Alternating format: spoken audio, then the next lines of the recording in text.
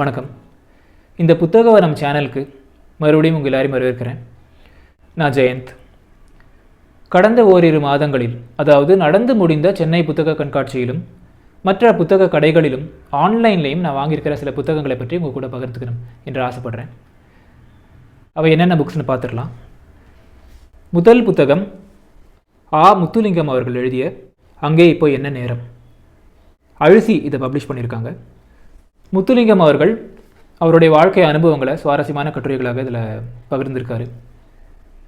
அவர் வாசித்த இலக்கியங்கள், சென்று வந்த வெவ்வேறு ஊர்கள், நாடுகள், சந்தித்த மனிதர்கள், இப்படி பல விஷயங்களை பற்றி 9 தலைப்புகளுக்கு கீழே 48 கட்டுரைகள் எழுதியிருக்காரு.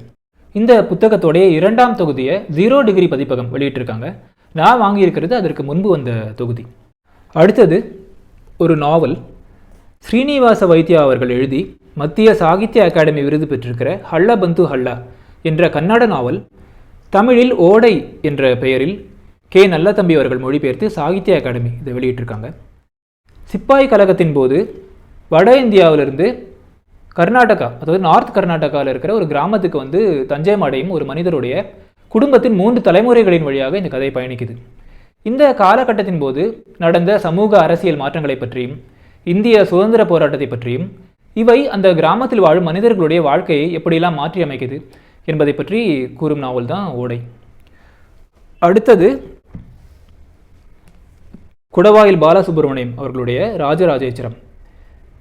இது 2 மாதங்களுக்கு முன்பு தஞ்சாவூர் போயிருந்த போது அங்கே அன்னம் பதிப்பகத்துடைய ஸ்டாலில் வாங்கினேன். அன்னம் பதிப்பகம் தான் அதை பப்ளிஷ் பண்ணியிருக்காங்க. இந்த புத்தகம் தமிழ் நான் ஃபிக்ஷன் கேட்டகரியில் ஒரு மாஸ்டர் பீஸ் ஒர்க்குன்னு தான் சொல்லணும். குடவாயில் பாலசுப்ரமணியம் அவர்களுடைய ரொம்ப ஹைலி ரிசர்ச், டீப் அண்ட் சீரியஸான ஒரு ஒர்க் இது. இந்த புத்தகம் இதுவரை சில பக்கங்கள் தான் நான் வாசிச்சிருக்கேன். ஆனால் அதிலே பல அரிய தகவல்களை என்னால் தெரிஞ்சுக்க முடிஞ்சது. உதாரணமாக விஜயாலய சோழர் கட்டிய நிசும் பசுவதனி கோவிலை பற்றியும், அதுக்கப்புறமா காஞ்சி மாநகரில் ராஜசிம்ம பல்லவனால் கட்டப்பட்ட கைலாசநாதர் கோயிலுடைய பேரழகை பார்த்து அதில் இன்ஸ்பயர் ஆகி தான் ராஜராஜ சோழர் தஞ்சை பெரிய கோயிலை கட்டினார் என்பதை பற்றியும், தஞ்சை பெரிய கோயிலை உருவாக்கிய கட்டிடக்கலைஞரோட பெயர் என்ன, சென்ற நூற்றாண்டில் இந்த கோயிலை பற்றிய என்ன மாதிரியெல்லாம் தகவலான கதைகள்லாம் சொல்லப்பட்டது, இந்த கோவிலுக்கு கற்கள் எக்ஸாக்டாக எந்த லொக்கேஷன்லேருந்து வந்திருக்க அதிக வாய்ப்புகள் இருக்குது, இதை பற்றிலாம் என்னால் தெரிஞ்சுக்க முடிஞ்சது. மேற்கொண்டு இதை படித்த பிறகு இந்த புத்தகத்தை பற்றிய நிறைய விஷயங்களை ஒரு தனி பதிவில் நான் உங்க கூட பகிர்ந்துக்கிறேன். அடுத்த புத்தகம் சூடாமணி அவர்களுடைய தனிமை தளிர் என்ற சிறுகதை தொகுப்பு. இதை காலச்சுவடு பதிப்பகம் வெளியிட்டிருக்காங்க. இந்த தொகுப்பில் சூடாமணி அவர்களுடைய 63 சிறுகதைகள் இடம்பெற்றிருக்கு. இந்த கதைகளை தேர்வு செய்து தொகுத்திருக்கிறவங்க சீதா ரவி அவர்களும் கே பாரதி அவர்களும். சூடாமணி அவர்கள் எழுதிய இரவு சுடர் என்ற குறுநாவலை ஏற்கனவே நான் வாசிச்சிருக்கிறேன்.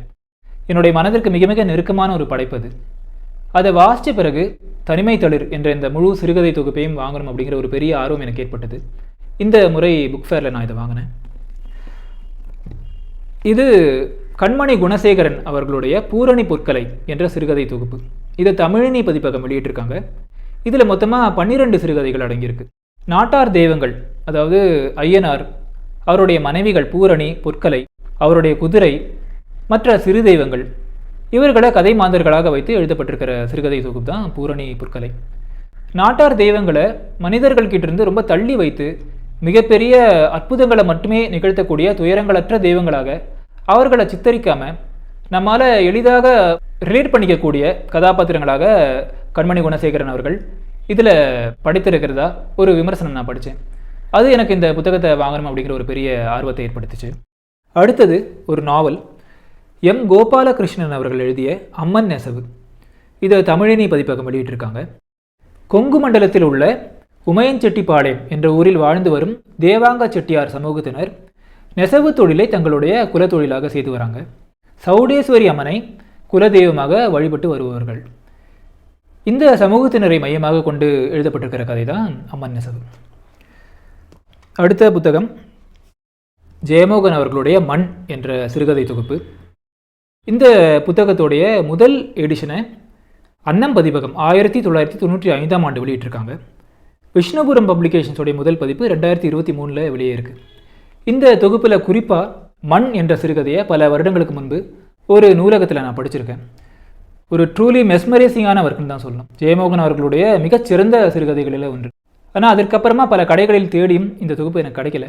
இந்த முறை புக் ஃபேருக்கு போயிருந்தபோது அங்கே இதை பார்த்ததுமே வாங்கிட்டேன். இதுவும் ஜெயமோகன் அவர்களுடைய புத்தகம் தான், பிரதமன் என்ற சிறுகதை தொகுப்பு. விஷ்ணுபுரம் பப்ளிகேஷன்ஸ் வெளியிட்டிருக்காங்க. இந்த தொகுப்போடைய முன்னுரையில் ஜெயமோகன் அவர்கள் ரொம்ப அழகாக ஒரு வரி எழுதியிருப்பார்.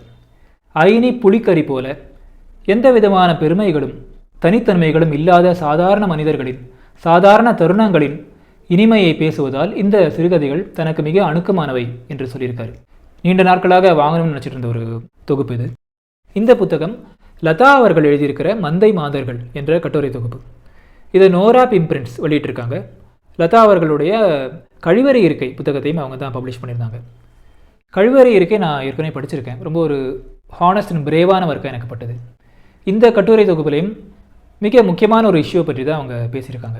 அதாவது ஒரு கூட்டத்தை குருட்டுத்தனமாக பின்பற்றாமல் நாம் எல்லாருமே தனி மனிதர்கள் என்பதை முறையாக புரிந்து கொண்டு சுயமாக சிந்தித்து செயல்படுவது என்பதை இப்போ ரொம்ப அரிதாயிருச்சு.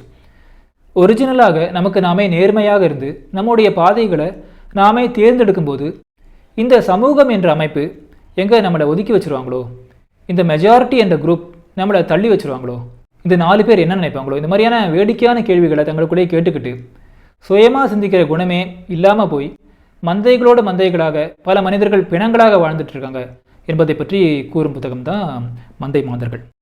மரணத்தை பற்றி பேசும் நாவல்கள் எப்பவுமே நமக்குள்ள ஒரு பெரிய பாதிப்பை ஏற்படுத்தும். மரணத்தை பற்றி படிக்கும்போது அது நம்முடைய வாழ்க்கையை பற்றி நம்மை ஆழமாக சிந்திக்க வைக்கிது அப்படிங்கிறதே ஒரு பெரிய ஐரணி. இந்த ஒரு ஜானரில் 2 நாவல்களை இந்த மாதிரி நான் எடுத்திருக்கேன். அதில் முதல் நாவல் கல்பற்றா நாராயணன் அவர்கள் எழுதிய சுமித்ரா. இதை மலையாளத்திலிருந்து தமிழுக்கு KV சைலஜா அவர்கள் மொழிபெயர்த்திருக்காங்க. வம்சி புக்ஸ் இதை வெளியிட்டிருக்காங்க. ஒரு பெண் மரணம் அடைகிறா. அவள் இறந்த பிறகு அவளை பார்ப்பதற்காக அந்த வீட்டுக்கு வருபவர்களுக்கும் அவளுக்கும் முன்பு இருந்த உறவுகளை பற்றியும் அவர்களுக்கு இடையே நடந்த சம்பவங்களை பற்றியும் கூறும் கதை தான் சுமித்ரா. கல்பற்றா நாராயணன் அவர்கள் மலையாளத்தில் முதன்மையான கவிஞர். அவர் எழுதிய ஒரு கவிதை தொகுப்பு தமிழில் தொடுதிரை என்ற தலைப்பில் ஜெயமோகன் அவர்கள் மொழிபெயர்த்து விஷ்ணுபுரம் பப்ளிகேஷன்ஸ் இதை வெளியிட்டிருக்காங்க. இந்த புத்தகத்தை நான் வாங்கணும்னு நினச்சிட்டு தான் நான் இந்த முறை இதை வாங்கலை. இந்த நாவல் கல்பற்றா நாராயணன் அவர்களுடைய முதல் நாவல், வயநாட்டை கதைக்களமாக கொண்டது. இந்த மரணத்தை பற்றிய இன்னொரு நாவல் எஸ்ரா அவர்கள் எழுதியிருக்கிற உருப்பசி. இது தேசாந்திரி பதிப்பகம் வெளியிட்டிருக்காங்க. சம்பத் என்ற கதாபாத்திரத்துடைய மரணமும் வாழ்க்கையும் அவருடைய நண்பர்களின் நினைவுகள் வழியாக நம் கண் முன்னாடி விரிவடையுது. அதுதான் இந்த நாவலுடைய தீம். இந்த கட்டுரை தொகுப்பு நான் முத்துக்குமார் அவர்கள் எழுதியிருக்கிற நினைவு ஒரு பறவை. இதை டிஸ்கவரி பப்ளிகேஷன்ஸ் வெளியிட்டிருக்காங்க. இதில் மொத்தமாக 35 கட்டுரைகள் இடம்பெற்றிருக்கு.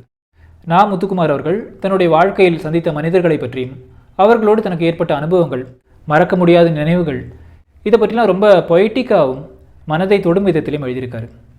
வெவ்வேறு எழுத்தாளர்களுடைய படைப்புகளிலிருந்து மிகச்சிறந்த வாக்கியங்களை குறிப்பிட்டு அதிலிருந்து ஒவ்வொரு கட்டுரையும் தொடங்கியிருக்காரு.